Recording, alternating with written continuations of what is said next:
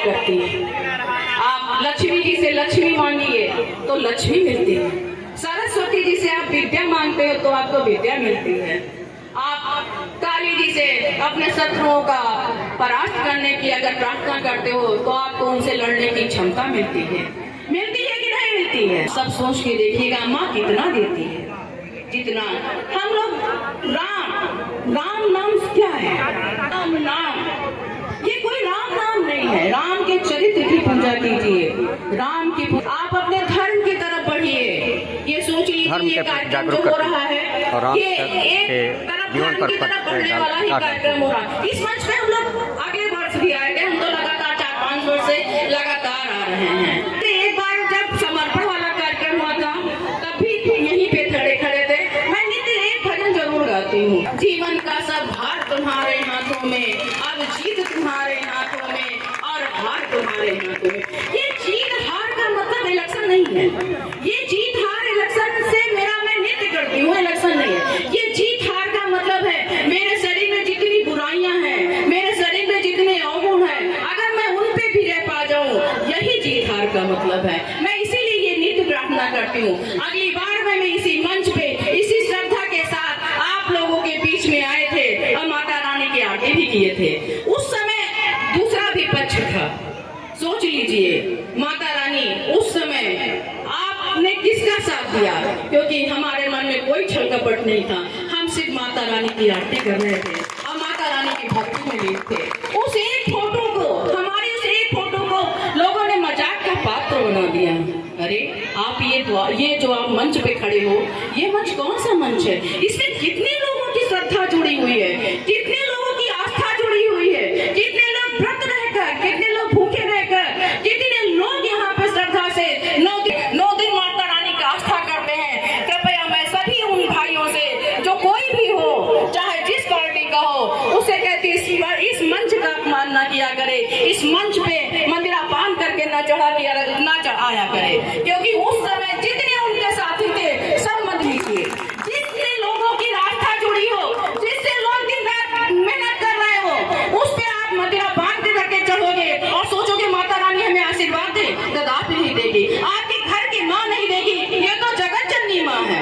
सागर में सागर भरने का काम किया माता तो छल कपट के बिना आप झोली फैला के खड़े होइए, कुछ भी मांगिए, आपके निष्फल आप मांगा आपको झोली में डाल देगी। मैं भी उसी तरह निष्भाव से आपके दरबार में माता रानी के सामने झोली फैला के खड़ी थी। देखिए आज आपके सामने फिर आप लोगों ने मेरा साथ दिया और विजय पताका लगाकर आपके सामने खड़े हो। कहते हैं वो काल नेमी, ये हमारा शब्द काल नेमी वाला नहीं है, ये हमारे महाराज त्यागी महाराज ने इस शब्द का नाम दिया था।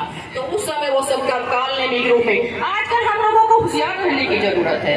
काल नेमी राक्षस रूप, काल नेमी से होशियार रहने सबको, क्योंकि ये जब अवसर होता है तो रूप बदल कर पता नहीं कहाँ किस अवसर पे आ जाए। तो हम लोगों को, हम सनातनी भाई हैं, अपने धर्म की रक्षा करने के लिए उतरे हैं, अपने धर्म को आगे बढ़ाने के लिए उतरे हैं, अपने धर्म के लिए उतरे हैं। इसीलिए काल नेमी नामक से आदमी को सावधान रहना चाहिए, क्योंकि ये हमारा, ये यहाँ पर जो है ना कोई वो नहीं, ये श्रद्धा का आश्रय है। यहाँ श्रद्धा होती है, यहाँ भक्ति होती है। कितने लोगों की यहाँ तक के जो भाई बहन दिख रहे हैं, उनकी सबकी श्रद्धा यहाँ से जुड़ी है। कितना उनका अपार प्रेम यहाँ से जुड़ा हुआ। कृपया सभी लोग, अगर मैं उन सबसे कहना चाहती हूँ, इस मंच का अपमान न किया करें। यहाँ पे कोई भी मदिरा पान करके न चढ़ा करे, कोई भी ऐसा न किया करे, क्योंकि यहाँ पे माता रानी मेरी बैठी है, यहाँ पे हमारे आराध्य श्री राम बैठे हुए हैं, यहाँ पे हनुमान जी जो सबकी रक्षा करने वाले हैं वो बैठे हुए हैं। यहाँ पे लाखों लोगों की आस्थाएं जुड़ी हुई है। उस आस्था का मजाक न बनाया जाए, आस्था कितने सुंदर विचार और गौर फरमाइए किया जाए। श्रद्धा से, भक्ति से आप स्वागत है माता रानी का, कोई नहीं है, चाहे जो कोई आए, श्रद्धा भक्ति से सबको आना चाहिए, सबका यहाँ पे स्वागत है। राम राम सब कहते हैं, अरे राम के चरित्र की पूजा तो, राम त्याग की मूर्ति थी, राम क्या थे?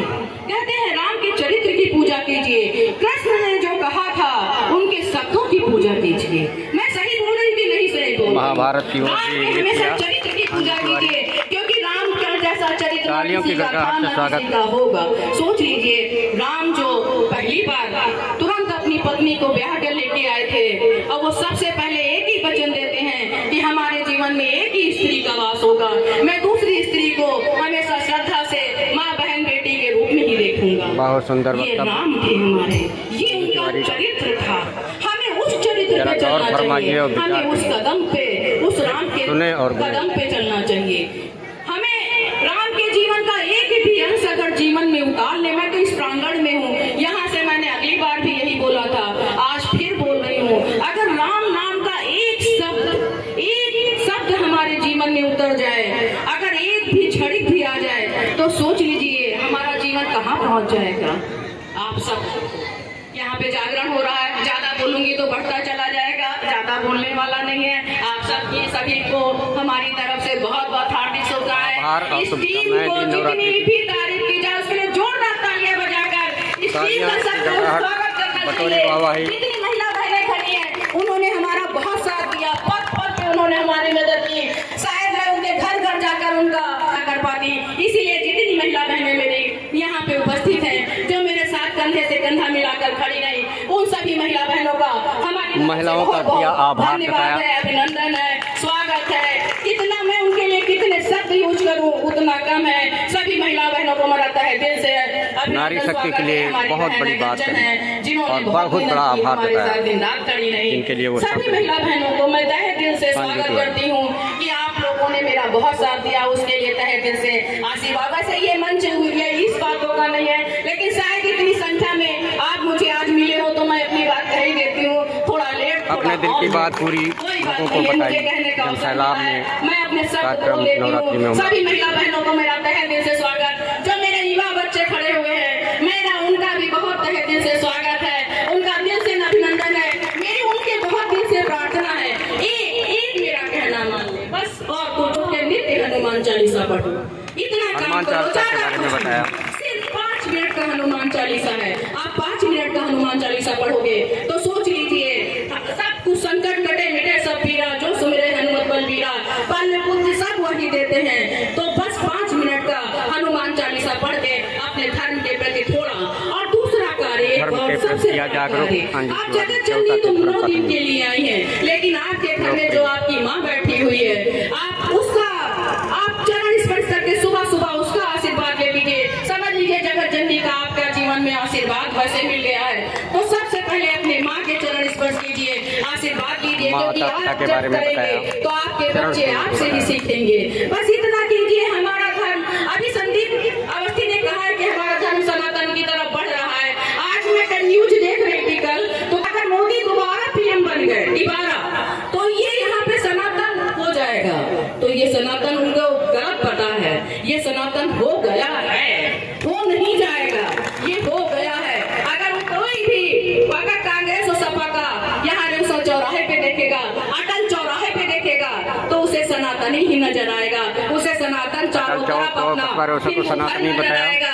हमारे राम नजर आएंगे, हमारे कृष्ण नजर आएंगे, हमारी जगत जननी माँ नजर आएंगी।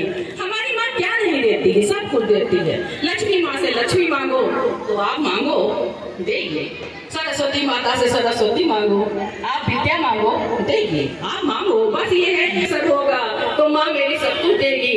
ये तो बाणी का असर है। बस बाणी में आप थोड़ी सी मिठास रखिए, आप श्रद्धा रखिए, आप दिल साफ रखिए, जगत जननी को याद कीजिए, जीवन में आप सब कुछ कर जाएंगे। ये क्षमता युवा बच्चों के लिए मेरे है कि आप कुछ कर सकते हो। देश आपके हाथ में है, भविष्य आपके हाथ में है। देश और भविष्य युवकों और बुजुर्गों के हाथों में बताया, महिलाओं के बारे में, क्योंकि ये देश आपका है, ये गांजर आपका है। जब आपका विधायक आपका भविष्य संवारने के लिए दिन रात मेहनत कर रहा है, सोच लीजिए आपको पता नहीं होगा, वो सुबह उठ के सबसे पहले आप घर में लोगों से मिलने के बाद फिर प्रतिदिन आप किसी क्षेत्र में भ्रमण करता। बहुत लोग कहते हैं क्यों भ्रमण करते हैं, लेकिन उसका भी अपना एक नशा है। क्यों करते हैं इसका जवाब तो शायद आपका विधायक ही दे सकता है। पूजा और धर्म के प्रति नशा बताया। करता है इतना चलने वाला विधायक भी मैंने नहीं देखा। वो सिर्फ अपने गांजर को 1 नंबर पर ऊंचाइयों पे पहुंचाने के लिए दिन रात मेहनत करता है। इसीलिए थोड़ा सा मेहनत आप लोग हनुमान चालीसा कीजिए, अपने माँ बाप का सम्मान कीजिए, अपने धर्म के प्रति थोड़ी सी आस्था श्रद्धा बनाए रखिए। इसी के साथ बाड़ी को विराम देते हैं। सब लोग एक बार जोरदार जयकारा लगाइए। जय श्री राम, जय श्री राम।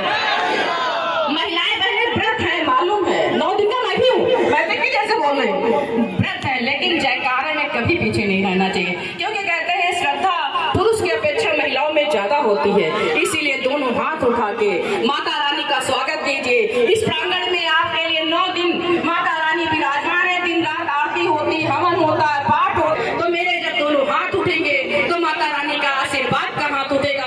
उनको मजबूर होना पड़ेगा हम लोगों को आशीर्वाद देने के लिए। इसीलिए बड़े श्रद्धा के साथ, बड़े श्रद्धा से, बड़ी भक्ति से दोनों हाथ उठाइए और एक बार माता रानी के प्रेम में जय श्री राम, जय श्री राम, जय श्री राम, जय माता दी।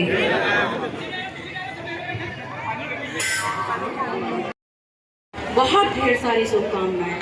माता रानी हमारे क्षेत्रवासियों पर, हम सभी पर, हमारे बाल बच्चों पर अपनी असीम अनुकृपा बनाए रखें, अपना आशीर्वाद बनाए रखें। साल में 2 बार नवरात्रि होता है, माता रानी का 2 बार आगमन होता है। हम लोग व्रत रहकर बड़ी श्रद्धा से सब लोग अपने अपने घर में माता का अनुष्ठान करते हैं। ये पर्व धूमधाम से सभी लोग मनाते हैं। कोई कैसे व्रत रहता है, कोई फलाहारी रह के रहता है, कोई केवल लौंग खाकर रहता है। सबकी अपनी अपनी व्रत रहने का, माता रानी को खुश करने का अपना अपना है।